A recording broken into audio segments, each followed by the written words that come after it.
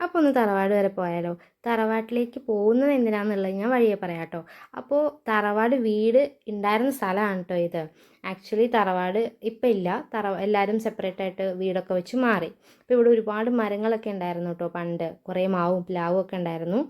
അപ്പോൾ ഇപ്പം നിലവിൽ ഈ ഒരു പ്ലാവ് മാത്രമേ ഉള്ളൂ. ഇതിലെ ചക്കയൊക്കെ ഇങ്ങനെ മൂത്ത് വരുന്നുള്ളൂ കേട്ടോ. എല്ലാവരുടെയും ചക്ക പഴുത്തു, നമുക്കിവിടെ മൂത്ത് വരുന്നേ ഉള്ളൂ. അപ്പോൾ നമ്മളിവിടെ വന്ന് എന്തിനാണെന്ന് വെച്ച് കഴിഞ്ഞാൽ മഞ്ഞൾ പറിക്കാൻ വേണ്ടിയിട്ടാണ് കേട്ടോ. അപ്പോൾ നമ്മുടെ വീട്ടിലെ ആവശ്യങ്ങൾക്കൊക്കെ വേണ്ടി നമ്മൾ കുറച്ച് മഞ്ഞൾ ഇവിടെ നട്ടിട്ടുണ്ടായിരുന്നു. അപ്പോൾ അത് പറിക്കാൻ വേണ്ടി അമ്മ വന്നതാണ്. അപ്പോൾ അമ്മേനെ ഹെൽപ്പ് ചെയ്യാൻ വേണ്ടിയിട്ടാണ് കേട്ടോ ഞാൻ വന്നത്.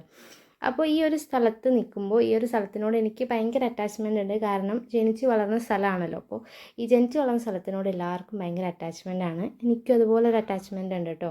അപ്പോൾ ഇവിടെ ഞങ്ങൾ ജോയിൻറ്റ് ഫാമിലി ആയിട്ടാണ് ജീവിച്ചിട്ടുണ്ടായിരുന്നത്. എൻ്റെ അച്ഛനും അമ്മയും പിന്നെ എൻ്റെ ചേച്ചിമാരും ഞാനും പിന്നെ വല്യച്ഛനും വല്യമ്മയും പിന്നെ വല്യച്ഛൻ്റെയും വല്യമ്മയുടെയും മക്കൾ, പിന്നെ അച്ഛൻ അച്ഛമ്മ, അങ്ങനെ ഞങ്ങൾ എല്ലാവരും കൂടെ ഒന്നിച്ചാട്ടോ താമസിച്ചിട്ടുണ്ടായിരുന്നത്. അപ്പോൾ അന്നത്തേക്ക് അതൊരു വേറെ ലൈഫ്, ഒരു രസമായിരുന്നു എല്ലാവരും കൂടെ ഒന്നിച്ചൊക്കെ താമസിക്കാൻ.